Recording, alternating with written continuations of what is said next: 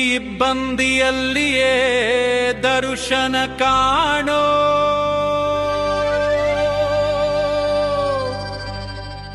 Hello, Shekhar Purna here. Today's date, July 11th, 2026. Just yesterday, I watched the Telugu movie Peddi on Netflix along with my grandchildren. Let me state this upfront as a disclaimer, juxtaposing the 1981 British film Chariots of Fire and the recently commercially highly successful Telugu film Peddi is not intended to praise the foreign while deprecating our local talent. That is certainly not the objective of this Ibbamdi episode. Hearing about Buddha and similarly about Saket Rajan, I am completely stunned. It makes sense that Siddhartha Gautama, witnessing disease, poverty and death, abandoned the Shakya kingdom, went to the forest and later shone in the spiritual world as the Buddha. But why did Saket Rajan, born into a Sri Vaishnava Iyengar family, a graduate of Maharaja's College in Mysuru and later a student of the Indian Institute of Mass Communication in Delhi, abandon immense wealth, donate all his ancestral riches to the people's movement, go to the forest and become a Naxalite? Why did he become the state secretary of the Karnataka People's War Group? He died in a police encounter in Chikmagaluru on February 6, 2005. I say it again, I am truly stunned. Let's put his Naxalism aside for a moment. But amidst his intense Naxal movement activities, how did he even find the time to author massive volumes like Making of History Part 1, Part 2 and Part 3? To me, Saket Rajan appears like Romila Thapar, who expanded my consciousness and made me think, can our past be looked at like this too? Isn't it truly astonishing? Now, about the main characters of Chariots of Fire. Eric Henry Liddell, 1902-1945, was born in China to Scottish parents. He was a devout Christian missionary. In 1924, at the Paris Stade Olympique de Colombe Stadium, in front of 60,000 sports lovers, he won the 400-meter race. The events leading up to this victory amaze me. Before the 400-meter race, Eric was supposed to participate in the 100-meter race. He had come to Paris specifically for that. Midway, he found out that the 100-meter race was scheduled on a Sunday. In Christian belief, Sunday is the Sabbath, a day dedicated to Jesus Christ, which means engaging in any entertainment or competitive activity on Sunday is forbidden. Eric announced to everyone that he would not participate. Despite pressure from the British Olympic Committee and even the Prince of Wales, who argued, "You must participate for the country," Eric responded that God is greater than the country and refused to budge. Another person who participated in that same 100-meter race and lost was Harold Maurice Abrahams. Harold Maurice Abrahams was a law student at Gonville and KS College, Cambridge University. Being Jewish, other students wouldn't even let him near them. Deeply hurt by this discrimination, Harold used to run extremely fast in the corridors of Cambridge College to prove himself. He wanted to officially challenge this discrimination by winning the 100-meter race at the Olympics. Eric wanted to win the race to give more strength to his missionary work and worked hard for it. Harold, on the other hand, had the noble intention of challenging discrimination, winning and proving that he was equal to everyone. Winning the 100-meter race was extremely critical for both. For God, Eric gave up his dream, whereas Harold had previously lost and been frustrated in the 1920 Antwerp Olympics.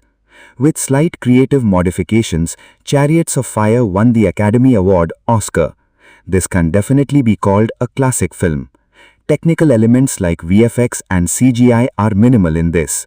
Production cost Rs 4.61 crores. Now to the movie Peddi. Apart from the fact that the film's intent and theme are pro-people and excluding its massive commercial earnings, it is an indisputable fact that the film is otherwise deeply disappointing. So, what has Peddi achieved? Just like in politics, investing huge capital to elevate a family legacy to a starry height, it is beyond doubt that this film elevates Ramcharan's stardom even further to the sky. Production cost Rs 300 to 350 crores. AI cost around rupees 6.50 crores, unofficial report. Between these two films, while one is close to reality, the other looks like a ploy to build a family legacy by heavily funding an illusion.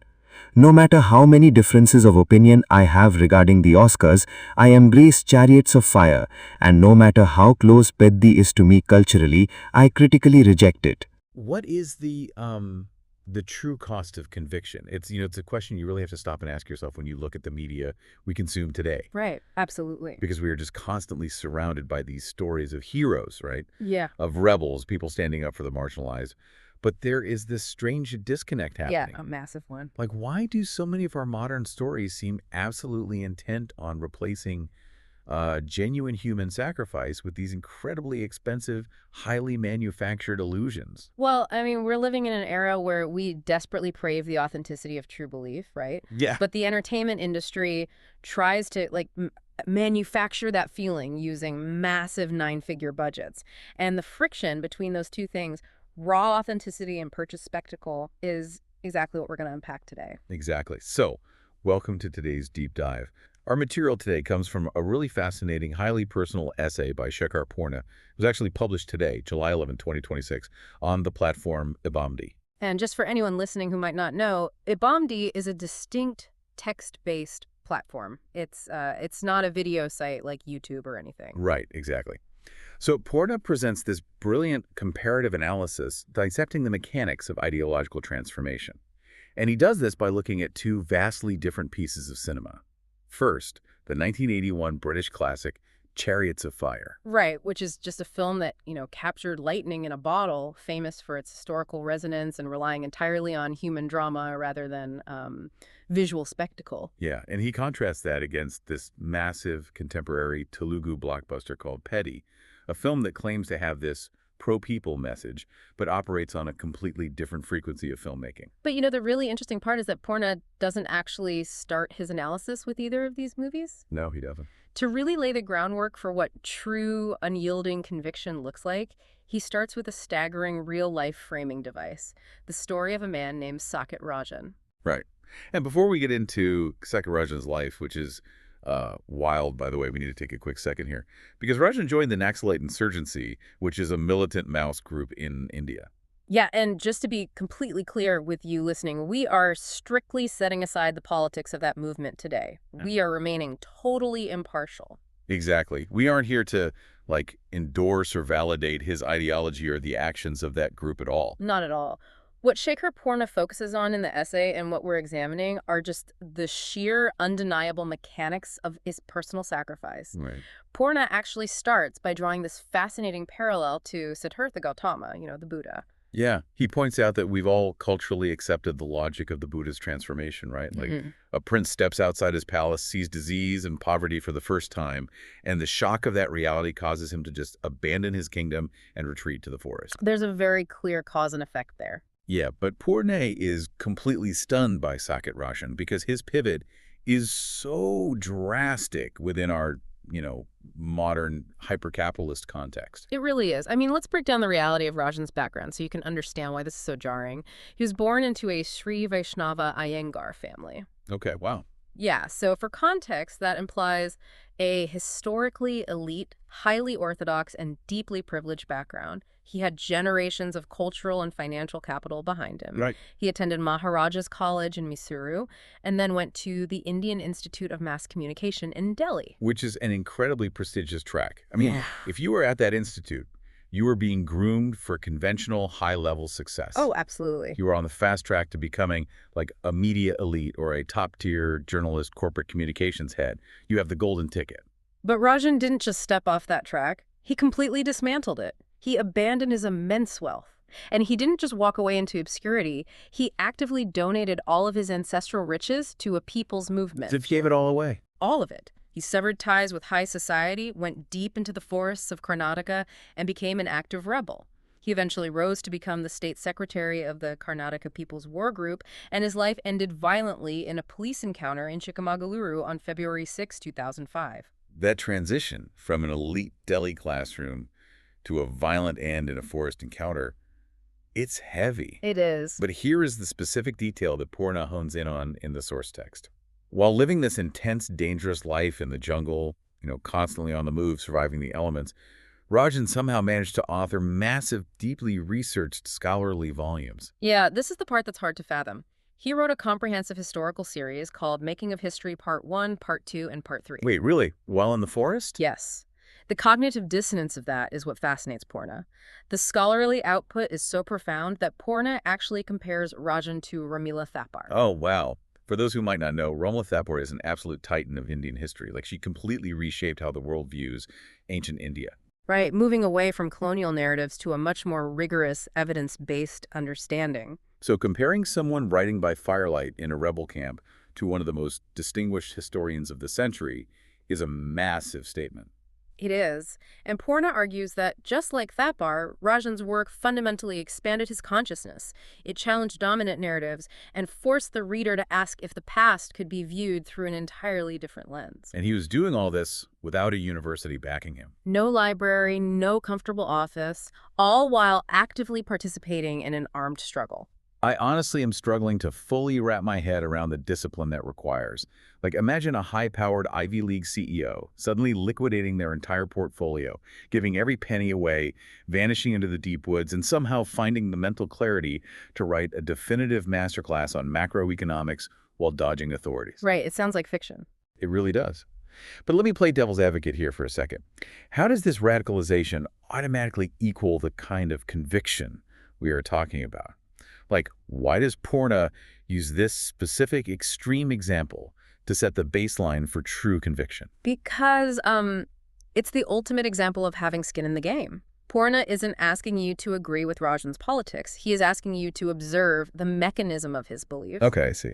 When a person aligns their actions so completely with their internal ideology that they willingly sacrifice everything tangible, comfort, wealth, safety, and ultimately their life, that represents the highest possible currency of authenticity. Because there's no safety net. Exactly. The conviction is undeniable because it is completely unsimulated. And Purna argues that this exact frequency of raw, organic, unyielding devotion is what was miraculously captured on celluloid in the 1981 film Chariots of Fire. Which is such a fascinating pivot, right? We move from armed struggles in the Karnataka forest to the pristine running tracks of 1920s Europe. It's a wild transition, yeah. Purna looks at Chariots of Fire through the lens of two real historical figures, starting with Eric Henry Liddell.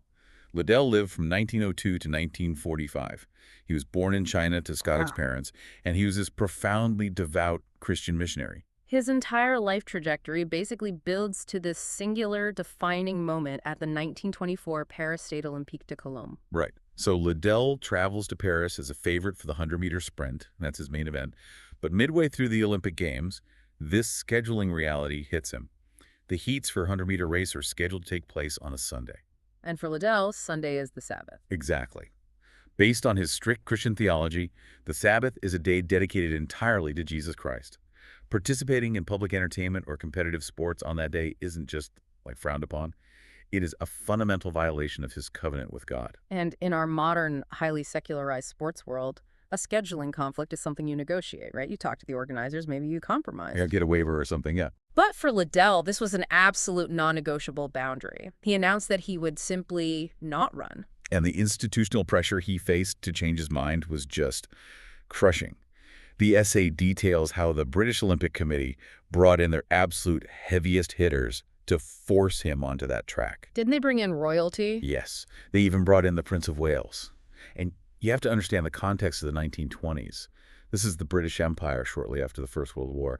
Nationalism is at an all-time high. Oh, for sure. So the Prince of Wales basically looks Liddell in the eye and essentially demands that he run for the glory of his country. It is the ultimate collision of external pressure and internal belief.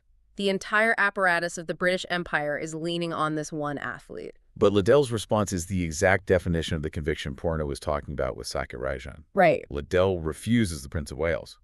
He states quite simply that his duty to God is greater than his duty to his country. And he just gives up the 100-meter dream entirely. He doesn't completely leave the Olympics, though, right? No. He pivots to the 400-meter race, which is an entirely different beast of an event. Not his specialty at all, but he ends up winning it in front of 60,000 fans. Which is incredible. It is, but To fully grasp the thesis of Chariots of Fire, we have to look at the man who actually did run in that 100-meter race that Liddell abandoned. The essay brings up Harold Maurice Abrahams. Yeah. Abrahams provides this incredible parallel study and conviction. He was a Jewish law student at Gonville and Caius College at Cambridge University. Right. But his reality was defined by intense, systemic, anti-Semitic discrimination.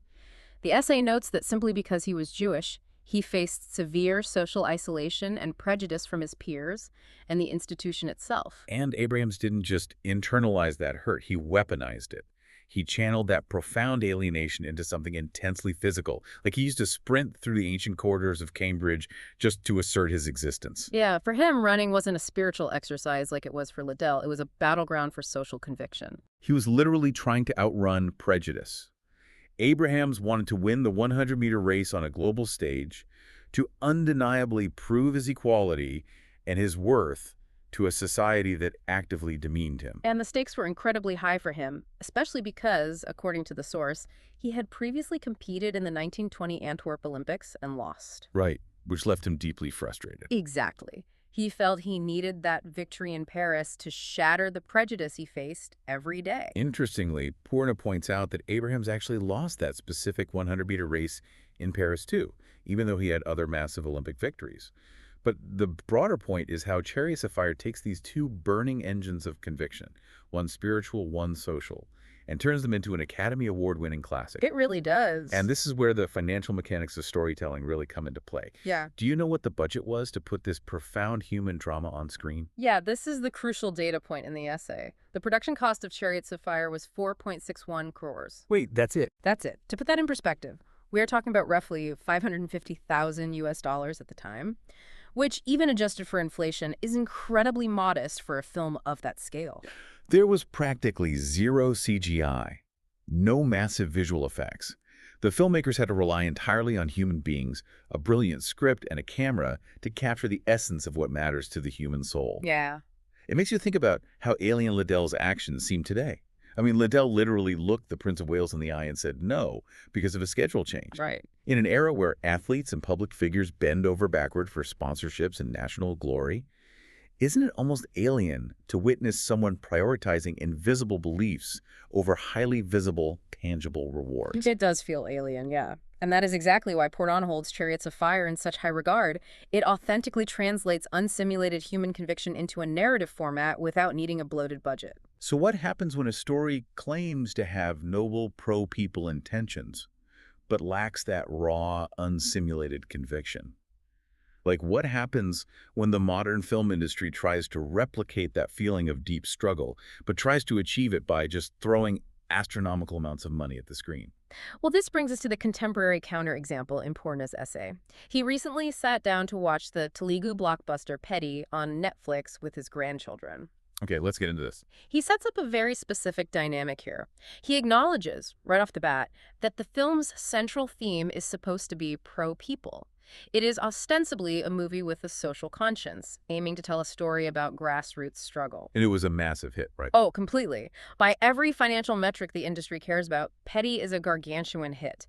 Yet, despite its pro-people message and its massive box office returns, Porna states unequivocally that the film is deeply disappointing. He completely rejects it critically. Okay, I have to pause here and really push back on this premise, because I can hear the counterargument forming for anyone who loves big cinematic spectacles. Sure. If a film's theme is supposed to be pro-people, doesn't a huge budget mean the movie is going to reach a wider audience, which in turn means the social message impacts more people? Are we confusing a highly funded illusion of social impact with actual social impact? Or does the money inherently corrupt the message? It's a very fair question, but Porna argues that it misses the mechanism of how modern blockbusters actually function. How so? Porna explains that Peddi doesn't use its budget to amplify a grassroots message. It uses its budget to manufacture stardom. Oh. He draws a direct comparison to modern political campaigning. Think about how massive capital is injected into politics today. It often isn't used to debate actual policy or help people.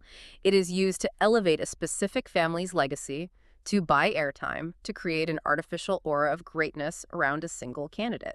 And Porn is saying that is exactly the underlying machinery of Peddi.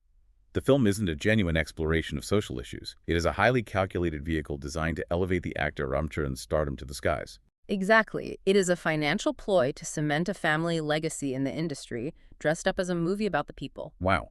And when you look at the financials behind this ploy, the contrast with Chariots of Fire becomes almost absurd. The numbers are staggering. The essay reveals that the production cost for Peddi was somewhere between €300 and 350 crores. Let that number sit in your mind for a second. Up to 350 crores. And it gets incredibly specific regarding where that money went. Purna cites an unofficial report claiming that roughly 6.50 crores was spent exclusively on artificial intelligence for the film. Which is wild. Right. They spent more money just on AI algorithms than the entire historical budget of Chariots of Fire. And we have to ask, what is that AI actually doing? It isn't enhancing the acting or the script. It is used to de-age actors, to smooth out human imperfections, to artificially multiply crowd sizes, to simulate massive adulation. Right, simulating a movement. Exactly. It is technology used to create a hyper-real perfection that simply does not exist in organic, grassroots human struggles. Watching a 350 crore movie utilize millions in AI to simulate raw, grassroots struggle is honestly a bit like a billionaire putting on a pre-ripped, custom-made $5,000 designer t-shirt to try and look working class. That's a great way to put it. The obscene amount of money spent to manufacture the look of authenticity is the exact thing that destroys the authenticity. The money itself corrupts the message. That is precisely Purna's critique. When you are heavily funding an illusion, the capital itself becomes the dominant narrative. You are no longer capturing conviction, you are purchasing spectacle. Yeah. Chariots of Fire felt close to reality because it relied on the inherent power of Eric Liddell and Harold Abraham's real-life sacrifices. Yeah. Peddi, according to Purna, relies on massive capital to force an emotional response from the audience that hasn't actually been earned by the narrative. Purna lays it out perfectly. He says one film is close to reality, and the other is a ploy to build a family legacy by heavily funding an illusion. And he even mentions that despite whatever disagreements he might have with the Academy Awards as an institution, he deeply embraces Chariots of Fire. And conversely, no matter how close Peddi might be to him culturally, as a Telugu film he is watching in his own language with his own grandkids, he rejects it. If we synthesize this entire journey Purna has taken us on, a very clear, defining pattern emerges, right? Yeah. We started with the jarring reality of Saket Rajan, a man who surrendered his inherited wealth, his comfort, and his societal standing to live out his ideology in the forest, producing profound scholarly work amidst a violent rebellion that is absolute, unfiltered, real-world sacrifice. Then we looked at Chariots of Fire, a film made for barely 4.6 crores with almost no VFX that managed to translate that exact frequency of organic, spiritual, and social devotion onto the screen. And we end with Peddi, which represents the ultimate modern blockbuster model. Highly manufactured, heavily reliant on millions in AI, and designed primarily to simulate a legacy and build commercial stardom under the convenient guise of a pro-people message. So as you're scrolling through your streaming platforms tonight, deciding what to watch, keep this in mind. Hundreds of crores can absolutely buy you massive commercial success. It can elevate stardom and buy the best AI simulations in the world, but it cannot authentically replicate true moral conviction. You can manufacture scale, but you can't manufacture a soul. Audiences are incredibly perceptive, you know. When the underlying motivation of a piece of media is self-aggrandizement, the viewer eventually feels the hollowness of the illusion. Which leaves us with a final thought for you to mull over. We talked earlier about how Saket Rajan's writings in the forest made Purna think of the great historian Romila Thapar, and how she completely reshaped how we view the past. Right. Well, imagine when future historians, maybe scholars like Thapar or Rajan, look back at the stories we consume today, what will they conclude about us? That's a fascinating question. If our biggest, most celebrated cultural monuments are 350 crore illusions designed simply to build personal brands, have we lost the ability to even recognize true sacrificial conviction when it's staring us right in the face? It is definitely a question that demands we look much closer at what we are actually applauding when the credits roll. Thank you so much for joining us on this deep dive. Keep questioning the narratives behind the entertainment you consume. We will catch you next time.